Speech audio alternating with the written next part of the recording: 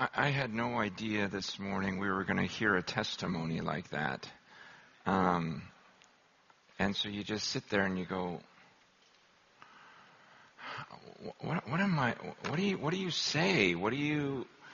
This is, none of us have experienced anything like that. I don't even know how to process it. You ever go somewhere as a missionary and you get there and you're just so humbled as you thought you were going to teach them something, and then you look at their lives and you feel about this big, and you just go, I don't even know how to talk right now. I've done that. I've been in Africa. I've been in India, where I just go, I don't know what to say. I really don't. I'm not trying to be humble. I'm just floored right now. And you look at your life, and for some reason people lift you up for different things. Then you see something so authentic, so real, so clearly of the Lord, and you just go, man, I just want to soak that in for a second. And so it's forgive me if I'm a little out of sorts right now. And I was already messed up. No, because I woke up this morning early because I just sensed the Lord wanted me to go a different direction, and there were some things that He wanted me to say today. I believe the Lord, I mean, this could be Him. I could be just because of some conversations I had with some of you yesterday that got me thinking. But I believe the Lord wanted me to start off this morning with some confession of sin publicly. And so I'm just going to go with it and see how it goes. And I believe it ties in perfectly with the passage in John chapter 15.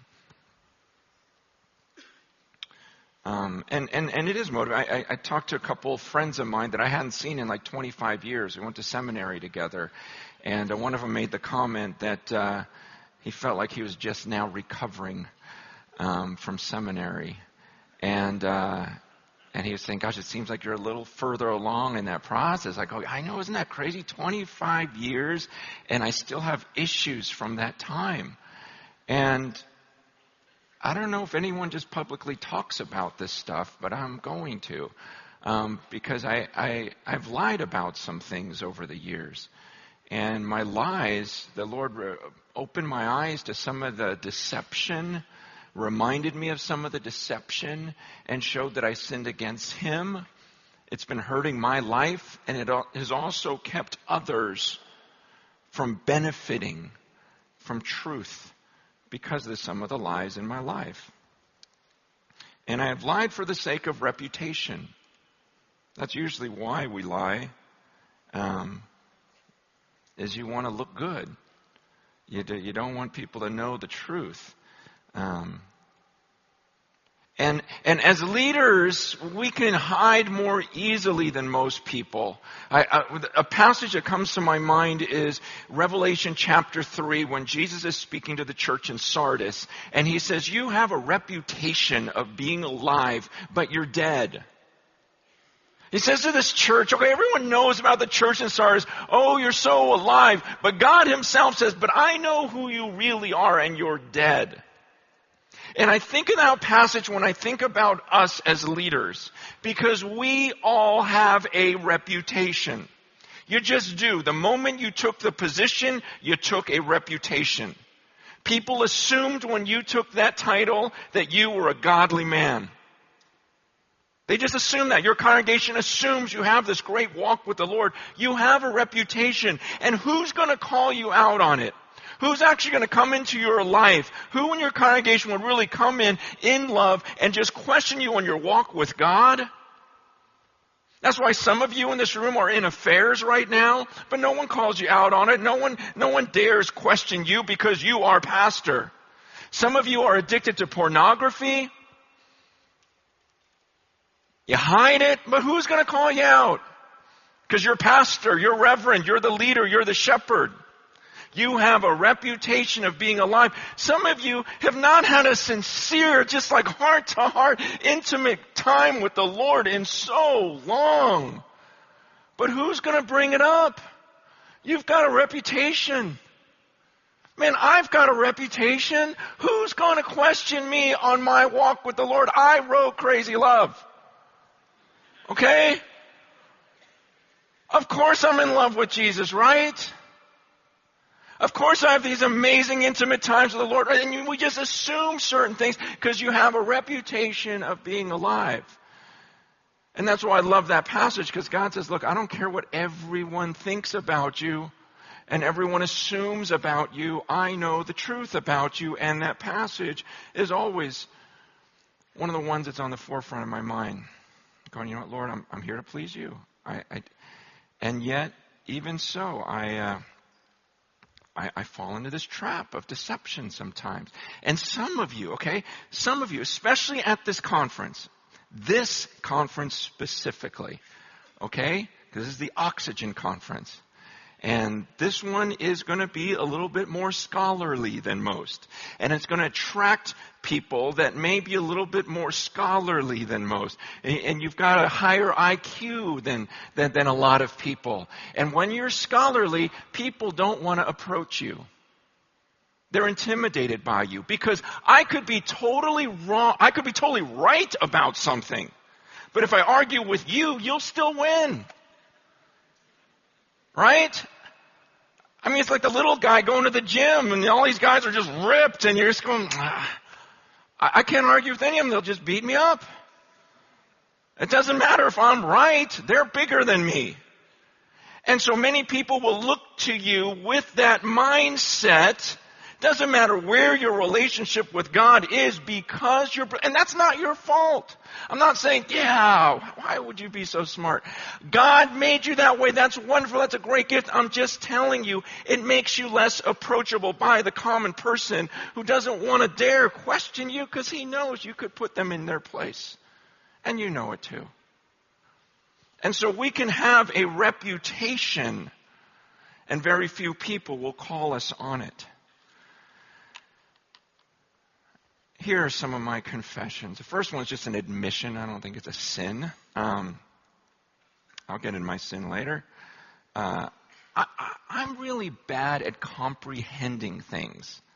I have poor comprehension. I don't know what you call that. But I always have, in seventh grade, you're reading these books and the teacher says, well, what did that mean to you? And all these people will explain what it meant. And I'm going, wow, I didn't get that. I just thought it was about a guy that fell off a cliff and flies flew around his head. I don't know. I don't get it. I try to comprehend things and I don't get them. Now, I knew how to take tests. I knew how to study. I knew how to get A's. I was an A student in seminary. I even calculated in my head what it would take to graduate with one of those golden sash things. Because I remember going to graduations and seeing the guys that didn't have them. And I thought, what losers. I am going to get one of those golden sashes. I will be some sort of cum laude. And I calculated it all out and figured out exactly what I needed to get one of those. And I knew I could do it. I ended up missing it, barely, which was so lame. And it was because of my preaching class. It was not even fair. Okay, it was so not fair. I preached this one sermon, I got an A on it. So my next one, and it wasn't that great of a sermon. And I thought, wow, I got an A on that. So my next one, I figured out how to get A in the class. I just figured I'll just do it a little bit better. And of course I'll get an A. So I preached a better sermon the next time. And he gave me a C. And I remember going to the professor, I'm going, whoa, wait a second. I said, how did I get a C on that? I go, was this one not better than my last one?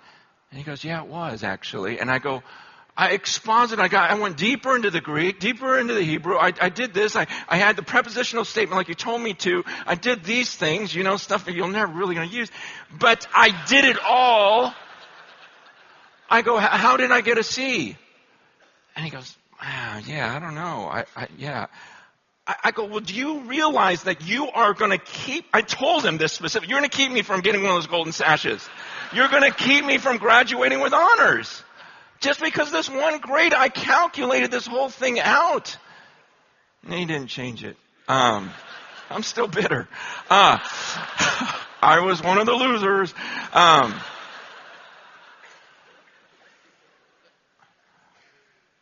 Okay, so I don't have great retention on certain things. I know how to pass a test. I know how to get a good grade, but I don't really understand what I'm studying most of the time. And I don't remember it later. I'll remember random things, but I can try to remember stuff, and I just can't. So that's just who I am. Where the sin comes in is I don't admit that. I've never publicly just admitted that. I fake it. And I pretend I understand things. I've always done this. Always done this. I just kind of nod my head because I don't want to be that person that doesn't get it, that slows down the class. And I just go, man, I don't even belong in this room. When I don't understand something in my pride, I don't admit it and I don't ask questions. I remember my very first seminary class. Very first statement out of the professor's mouth. A guy named Dr. Mueller came out, and he had an English accent, and he got up and he says, "We will start with some prolegomena." Wow. And he goes, "For those who don't know what that means, it just means introduction." Why did you say that? And but he went on. I still remember because he said some things where he made this comment about some principle. He goes, "There's this principle, da da da da." He goes, "which we all learned in bonehead physics." And I'm sitting there going, I never took physics. I don't know what he's talking about, but I'm not going to raise my hand and go, "Hey, I didn't take physics." And everyone look at me like, "Wow, you're Chinese. You didn't take physics." I'm not going to do that. So what am I going to do? I'm going to just laugh with the rest of the class. "Oh yeah, bonehead physics. Oh, I remember that." I remember preaching at our conference for my alma mater, my Bible college, and having dinner with the president and a guy named John MacArthur, Dr. John MacArthur, and he had another speaker. It was John MacArthur, another guy named Al Mohler. It's pretty smart, and me. And we're having dinner, and my wife's with me and everything else, and they were talking about stuff at the dinner table. Man, I was concentrating, I promise you. I was listening so hard, had no clue what they were discussing. I mean, they were using these words that were just insane, and I'm just listening and eating, going, "Oh, yeah," just nodding my head, and then, that awful question came up. "What do you think about this, Francis?" And what do? What would a humble person do? Say, I don't know what you're talking about. What does Francis do? I just kind of go, "Yeah, man." I go, "That is such a hard one. I could go either way."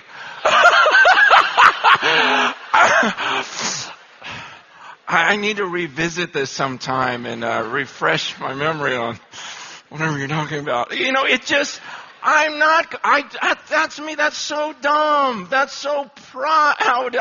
My wife, thank God for my wife, who is so not that way, just kind of goes, she goes, "I don't even know what you guys are talking about." And so, Al explains it to my wife, and I'm looking at her like, "We've talked about this." Stupid. Man, that's me, and you're going, "Oh, Francis, that's good. You're confessing these sins of the past." It's not the past, okay? About 3 years ago, I get a phone call from this guy I don't know named Don Carson. And he asked me to speak at this thing called the Gospel Coalition. I don't know anything about this stuff. And he's asking me to lecture like this circle of scholars in the gospel coalition. And I'm just writing down all the notes on the phone, pretending I know what he's talking about. I'm like, oh, that's a good topic. Yeah, okay. Let me think about it. And I run over to my Bible college. Believe it or not, I started a Bible college. And, hired all these guys that knew more than me. And then I admitted to some of them, look, this is over my head. And I went to one of the guys. I go, look, this guy named D.A. Carson. Is that D.A. Carson called you? I'm like, yeah, who is that? He's like maybe the greatest theologian of our time. I'm like, well, he invited me to this thing called the Gospel Coalition. You got invited to the Gospel Coalition? You? And I go, I know. Shh, don't tell anyone. I said, he asked me to present a paper on, and I explained it. I wrote all the notes down. Okay, it's called da-da-da-da-da-da. I go, do you guys know what that is? They're like, yes, I know what that is. And one of them's like, I want to write a paper. I go, you want to? Okay, will you write it for me? Okay, Don, if you're here, I'm just laying it all out right now. No. Okay, here, I lied. I cheated. I'm 44 and I cheated on a test. Okay, I had someone else write my paper for me. And because why? I didn't want to go. I didn't want to say I don't know. I didn't want to say you guys are over my head. I say, my retention was never that good, and I got through seminary and everything else. That's just me. I'm a liar. I want to fit in. I want to believe that I'm on that same level with you guys, that you're not beyond me. And so I get this paper, and I remember just going, okay, fine, I'm going to present it. And you get to the Gospel Coalition, and there's an inner circle, and there's an outer circle. And I was in the inner circle. I just want you to know that, okay? And our junior associates are in the outside circle where all my buddies were, and I'm like, yeah, what's up? And I read this paper that someone else wrote. And it was going fine until they started asking questions. I didn't know there was question time. And some of the stuff in the paper was wrong, but what was I going to do? Say, I didn't write it? He did. I couldn't do it. And I just, first one, I still remember, what's his face? Mark Driscoll asked me a question. And he used words I literally did not understand his question. And this time I couldn't even fake it. I just stared at him like, can you repeat that again? And he asked the question, and I just had to say, I don't know how to answer it. And then Don Carson says, in your presentation, I wish you had been more asymptotic.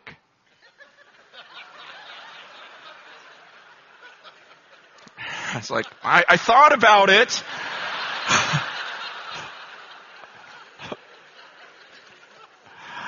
So it was just this nightmare, okay? I was just village idiot, and I couldn't hide. And the more I talked, the dumber I sounded, and I could just hear myself and my pride like, no, I fit in this room. And by the end of the conference, I went up to Don Carson, and we've never even talked about this, so I just, I don't think I fit here. And he says, well, the leadership had a discussion, and we don't think you fit either. And it was a little awkward. It was like, okay, bye. Just kind of went and left, and man, I just remember walking away again. And it's my pride. There was just this, I'm just going to study even harder, and I'm going to get there. And you just can't get there, okay? And my fears started overtaking me. I start going, gosh, maybe I just shouldn't even teach. I don't match up. There's too many things I don't get. And it all started in seminary where you study, and you're just going, I don't get this. I'll pass the test, I'll get my grade, but there's no way I can keep up with these guys. And you just feel like you're the only person in the room that doesn't really get it. But your pride doesn't let you say that you don't get it.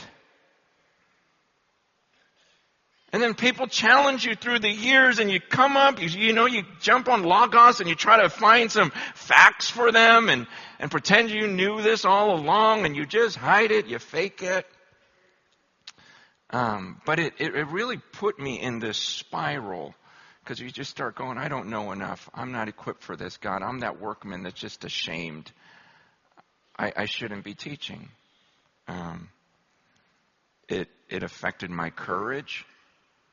Then I started just feeling like, I don't know enough. Why should I ever open my mouth? You start getting insecure. There's a big thing that's been happening the last few years, especially amongst younger people. People are getting depressed because of Facebook. You've heard of this, the Facebook depression, because they'll go on Facebook and they'll see other people post these pictures of how happy they are. And the most beautiful angles of them. We had so much fun at this place. And people look on and go, I'm not having as much fun as her. I don't look like her. I don't have as many friends as her. And they're getting depressed because everyone's putting their best foot forward and everyone's just going, gosh, I don't match up to that. I'm not that person. And they just want to kill themselves. And we don't talk about this in the church, but I believe it happens in this very room. This type of envy. It may not be from Facebook, but it comes on the internet. You go on the internet and you see what other people are accomplishing in the name of God. And you just go, I'll never be able to pull off what that guy pulled off. You can go online right now, see all the things that Rick Warren is doing that you will never be able to do. You can go online right now and read everything that Tim Keller understands that you do. You will never understand. No fault to those guys. They're gifted, blessed in those ways. I'm just telling you, I've done it. And it's tough. And you start stressing yourself out. You get all insecure, you get anxious, and you just start trying to do more and measure up, and no one talks about this, but it's there. There's just so much anxiety in this room right now of wanting to build a ministry, wanting to understand something, wanting to reach some plateau, and it goes against everything we've been reading. I mean, what did we just study? I'm the shepherd. You're a sheep. Just follow me. I'm gonna make you lay down. I'm gonna have you enough to drink. I'll protect you from your enemies. You don't have to fear anything. We go through the valley of shadow of death. I got you. I got you. I got you. And then here's the sheep. Here we are, all stressed out. Somehow we're just stressed out about this, worried about this. We're anxious when he tells us, don't you be anxious about anything.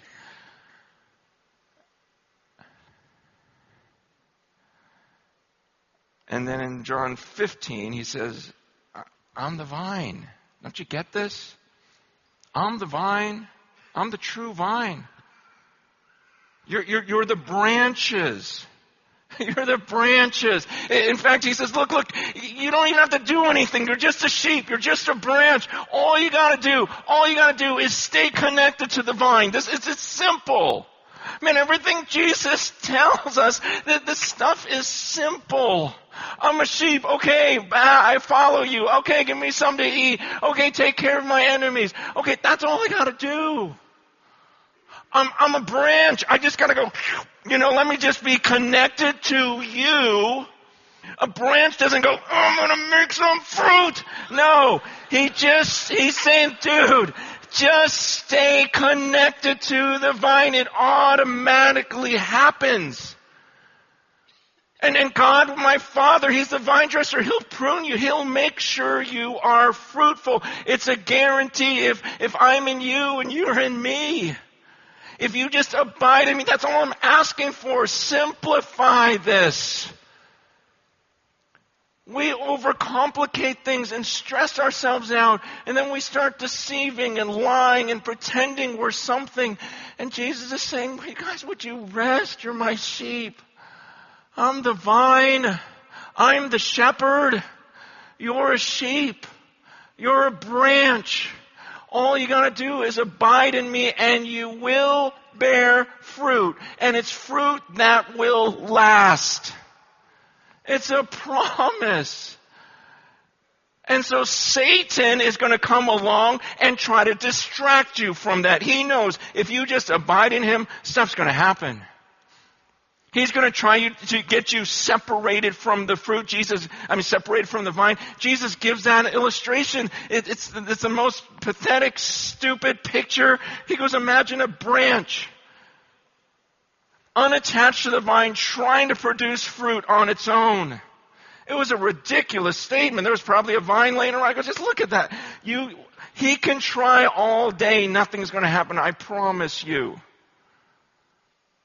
All you have to do is be connected to him. And sometimes we can come to a conference like this and walk away even more insecure. Going, wow, I will never be able to communicate like him. I will never know as much as him. I will never have a strategy as good as hers. I will never do this like this. And what was supposed to encourage us actually got us leaving going, I'm stupid. I'm going to go be a plumber. You know? I mean, not that, please. Plumbers are awesome, okay? It's just, you know what I'm saying.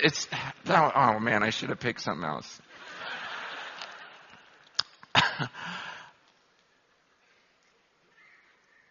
Jesus said, one of the verses that was really sticking in my mind in that passage when I was studying this was in verse 16, when he says, you didn't choose me. I chose you and appointed you that you should go and bear fruit and that your fruit should abide so that whatever you ask the Father in my name, he may give it to you. He says, you didn't choose me. I chose you and I appointed you. And I appointed you that you should go and bear fruit and that your fruit should abide so that whatever you ask the Father in my name, he may give it to you.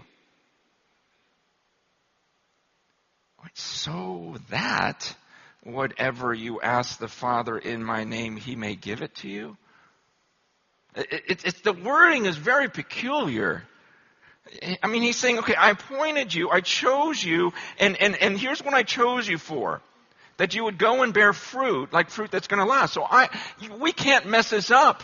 I mean, God picked us for this team, and he says, this is what I decided. I decided on you, and I decided that fruit was going to happen through you because you were going to abide in me so that whatever you ask the Father in my name, he may give it to you.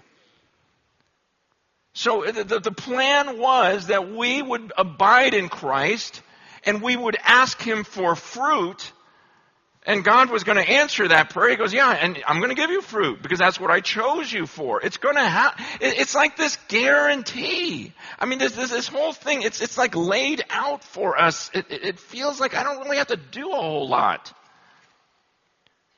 Verse 4. Abide in me, and I in you. As a branch cannot bear fruit by itself unless it abides in the vine, neither can you unless you abide in me. I'm the vine, you're the branches. Look, it's a promise. Whoever, that's you, that's me, whoever abides in me and I in him, he it is that bears much fruit. That's it. I chose you for this. What did God choose us to? He chose us to abide in him. You just stay connected to me. It's going to happen. Fruit happens. You don't even have to work for it. Your enemies will be defeated because I'm your shepherd. Just lay down. I got this. Just stay attached to me. And yet our own pride, the messages from the world, the messages from even other believers, can sometimes tear us apart from the vine and get us working and not trusting in that simple faith. That's why I love the story we heard from our brother from Cambodia. Just going, man, there I was in this concentration camp. I was in this prison camp, and God just told me, I got you. I got you. This isn't the end for you.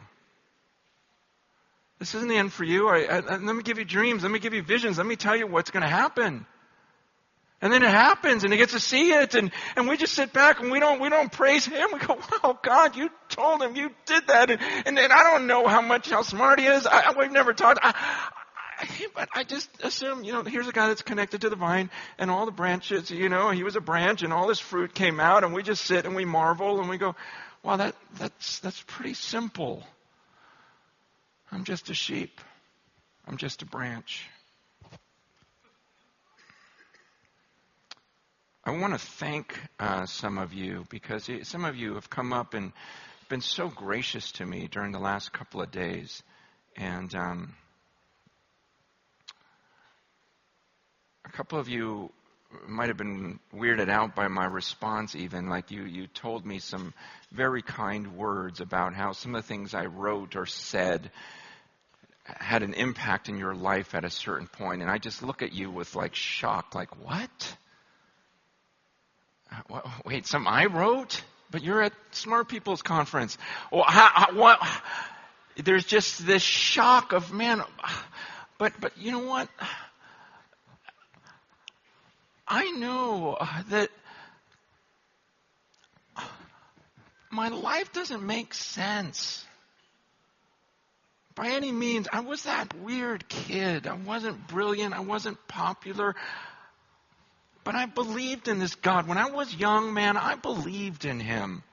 I'd read those stories about David and Goliath and go, yeah, you know what, I could do that. I'd read about Daniel and the lion's den and go, yeah, I believe. And then the older you get, it's almost like the faith starts dying and dying and dying.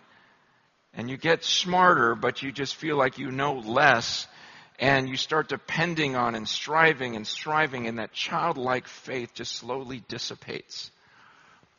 Then every once in a while, someone comes up to you and says, you actually had an impact in my life. And you're just like, what? But who me? I'm not smart enough. I'm not strategic enough. I'm not this, that, the other thing. And it's just, well, yeah, but you knew Jesus. I look at my life and I go, gosh, Lord, none of it makes sense. I couldn't have figured this out. It was just from knowing you and following your lead. And yet in my stupidity and in my pride, I want to take credit and pretend that it was because of how educated I am, how strategic I've been. And at the end of the day, no, I'm just a dumb sheep that happened to follow the shepherd. I'm just a branch that happened to stay connected to the vine.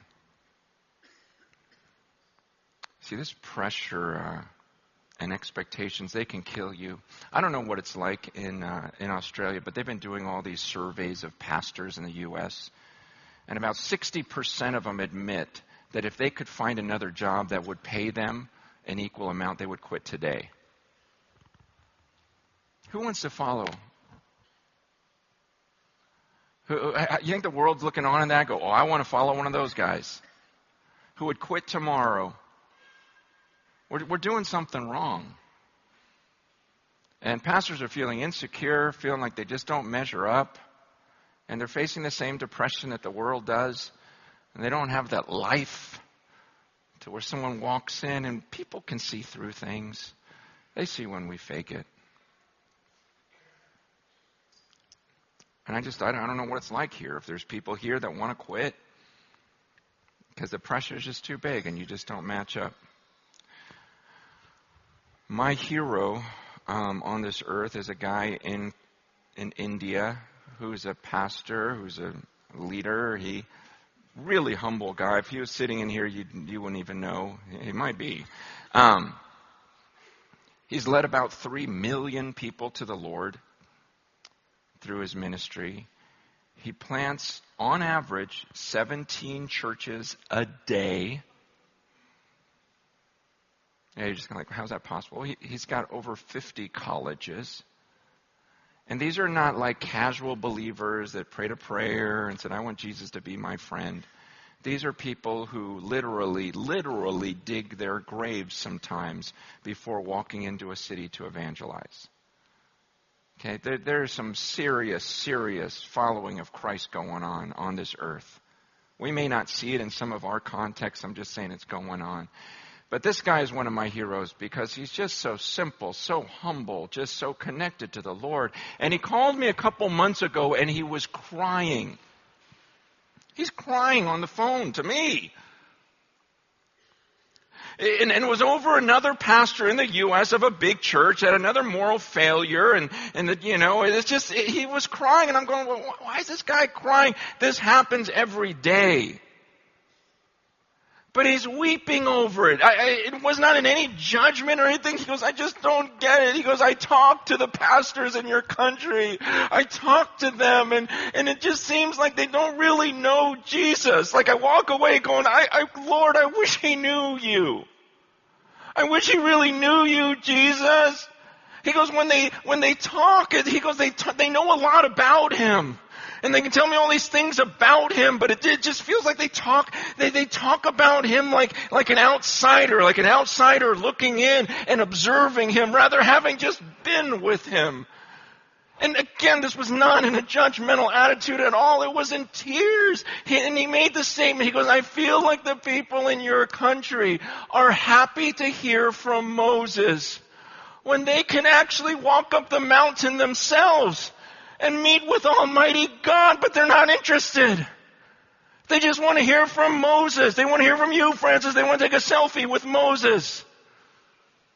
Don't they realize they can come before the burning bush? Don't they realize they can walk up the mountain and it's just them and God? And don't they want to be connected to him directly and know him?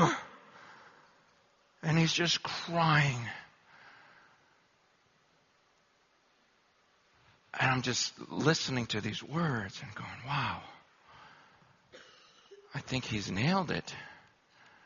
Like sometimes we can get so into people, so into Moses, and not realize you can walk up that mountain yourself. And if we're not careful, we can get our sheep and we can get the people to come listen to us rather than teaching them. No. This is no big deal. You got to go up the mountain. You have got to go up that mountain. My life and everything good in this life is because of those times I dared walk up that mountain and came in the presence of God, and it was just me and him, and he spoke to me. He led me through his word. I was abiding in him, and all this fruit came from it, just these times I had with Jesus. That's where it was. And so now you, as you're one of my followers, look, I've got to become less. Somehow I've got to decrease in your eyes. Okay? And you got to go up that mountain. Trust me. You're not ever going to want to see me again. You'll just want to stay on that mountain with him and be connected to him because he's your shepherd. He's your vine. Just stay connected to him. Follow him. I've got to keep decreasing. I've got to keep decreasing. You go, follow. That's why I told my staff and my church, I go, look, all of you leave. Quit being under me. There's something amazing when you just go off on your own and it's you and God.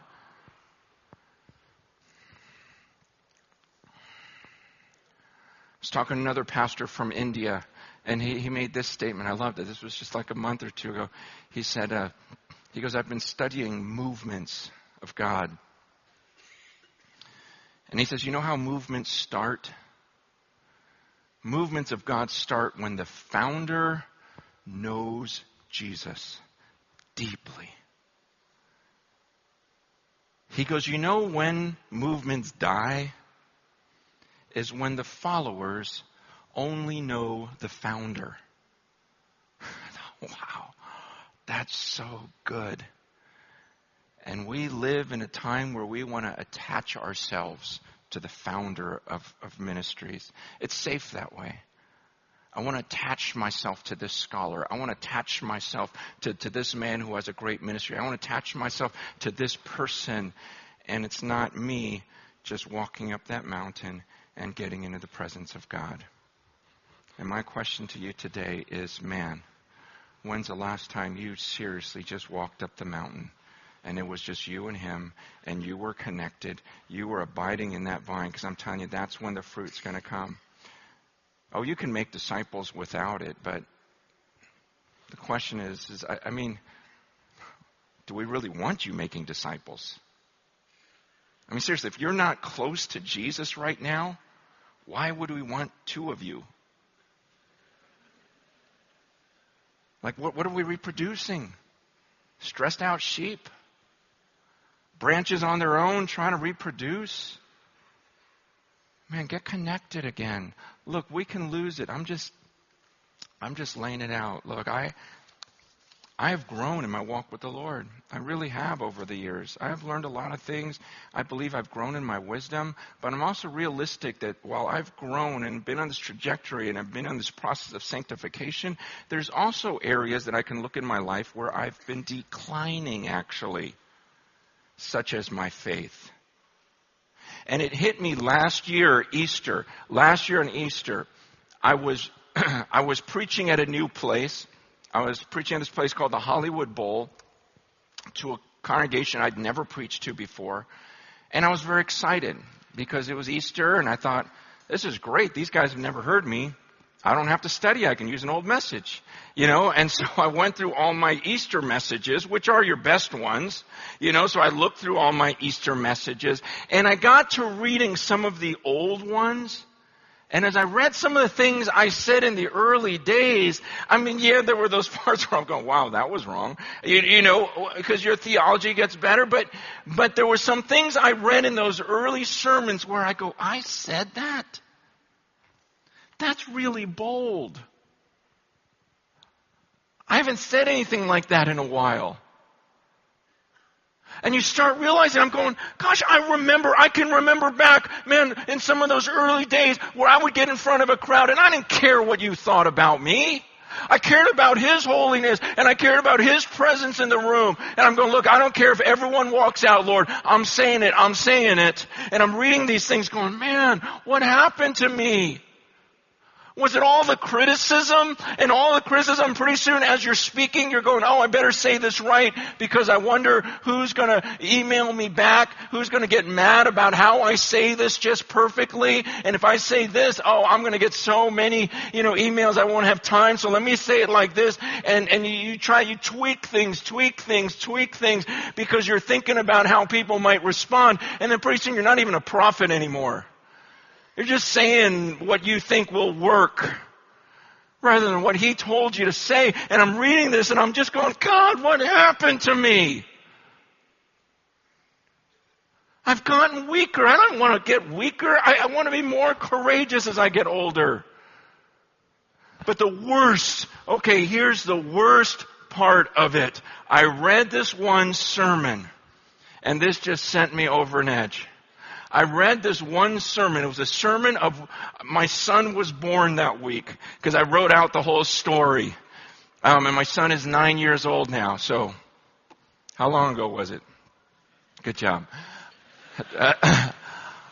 9. And I was describing it because I still remember our oldest daughter was about 10 years old, and we're about ready to go to the hospital, and my wife's like, should we bring Rachel, our oldest daughter? And it's like, well, she's only like 10, And we were debating it, like, well, it might be good for her to see, it might be too much. And then I just remember going, no, let's bring her. If she sees childbirth, it'll keep her from messing around, And so we bring her along, right? And she's going to be there in the delivery room, and I remember when it came time for my son to be born, I already had 3 daughters, so this was my son. And there was something so cool about that moment. Like my son is coming out of the womb. And I love my daughters. I'm crazy about my daughters. But there was something different about the son as he was coming out. I'm just thinking, wow, we're going to hunt. We're going to, kill stuff together. This is my man, And I remember the doctor looked at my oldest daughter and says, would you like to deliver your little brother?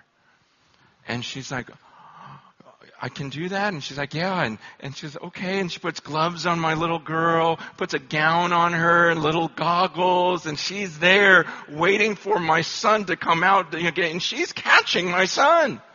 Tears are coming down her face. She's just bawling, just going, oh. and I'm as a dad filled with so much emotion, my son and my firstborn daughter, and I'm describing this whole story and just that moment and the emotions, and I'm reading this sermon that I wrote 9 years ago, and at the end of it, it just said, as amazing as that was, it was nothing compared to my times with Jesus this week. I wish you could have been there, my intimacy with him. I just didn't want to leave him. It made the childbirth just pale in comparison. And I remember reading that and going, I remember that. I remember just going, gosh, God, I can't believe this. I'm in your presence. It's you and me. I just don't want to leave. I don't want to leave. This is so good. And I remember the birth and everything pales. Everything is just, grows strangely dim in that presence. And I'm reading it and I'm going, God, when's the last time I felt like that? This is what threw me over the edge. I realized I used to love Jesus more than I do right now. What the heck am I doing then? How did I get there? I didn't ever want to make a statement like that. But all the pressure, the insecurity, the lies of trying to match up to this person, that person, and to answer all of these people, and I just forgot to stay connected to him.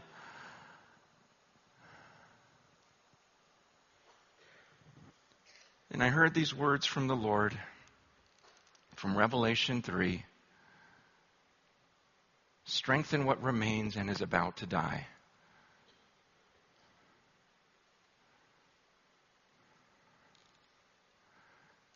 Revelation 3, you got this great reputation, but you're dead. But there's something that remains, strengthen what remains and is about to die. I mean, I know some of you don't come from a more, I don't know what you call a charismatic event where you hear from the Lord. And so maybe I didn't hear from the Lord and just the verse popped in my head for some reason. It doesn't matter. Either way, it's scripture, and we all agree on that.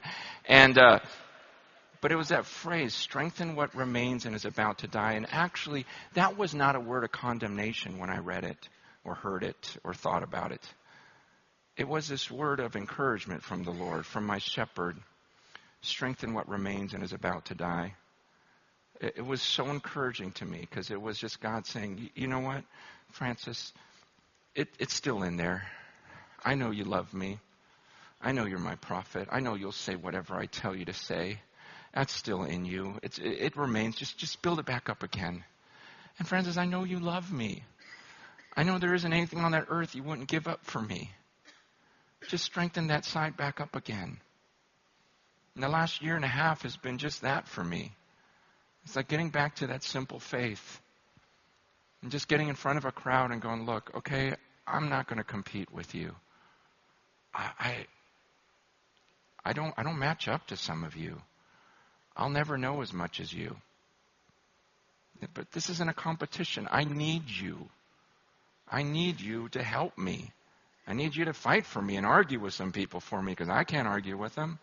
I need you in the body. And it'd be nice every once in a while if maybe you might say to someone who doesn't have your same gift that you need them also. And so you've got a completely different gift, and there's just things you can... I remember that maybe the only time I ever heard that was from John Piper himself. I loved it, because he was like one of my heroes. I mean, he still is. But I was just like feeling dumb and going, gosh, I've read your books and I've tried to write like you. I've tried to, like one of your sentences, I got one, I think, that is like one of yours. It took me all day though. And, what do you think about this sentence? And I go, I'm trying. And I just remember him looking at me and going, maybe you're not supposed to. I'm like, what? And he's like, I hear you're real good with the young people, and maybe this isn't your calling, and maybe you're supposed to just work with the youth and communicate to them in a way that they get it. And I was like, wow, oh, okay, I don't have to be like you. Because I always got this sense like, no, I got to match up. And it was just like, no, you don't have to. You got your gift. I got my gift. There's no competition here. We need each other. Let's work together. I mean, the world's looking on, and we're just arguing about the dumbest things. And some of us don't even know what we're saying when we argue. You know, we just read it somewhere in a book, and we're regurgitating it, and it's like, come on, what are we doing? This was supposed to be simple. His yoke was supposed to be easy. His burden was supposed to be light. We're just supposed to be a bunch of sheep following the shepherd, just connected to the vine, and fruit's just coming out everywhere we go. And it really is that. And I've just seen the more arrogant I get and the more I pretend I'm something I'm not, the less fruit that comes out of my life. And I just caught myself, even before this service, prayer. I've been praying so much, God. I miss the old Francis. I miss that stupid kid that just read the Bible, loved it, looked at his friends, loved them, tried his best to teach them about Jesus. Before I became Francis Chan, author, speaker, pastor. It's like I miss Francis. And I think some of you guys know exactly what I'm talking about. There was that old you that was full of faith, and you're still recovering from expectations and failures and trying to get back. And I'm going, let's just lay it all out on the table. And let's just abide in him. And let's get real with one another. Those of you who are brilliant scholars, I praise God for you. So grateful that I get to be a part of you and that we're in this thing together. And I hope you see value in some of the things that I do. I'm funnier than you. Let's just lay it all out there. The world needs to see, like, this isn't a competition, and we're not just a bunch of insecure people striving to be like one another. We're just a bunch of sheep so blown away, and a bunch of branches all connected to the same vine. It's simple. Let's go back to the simplicity.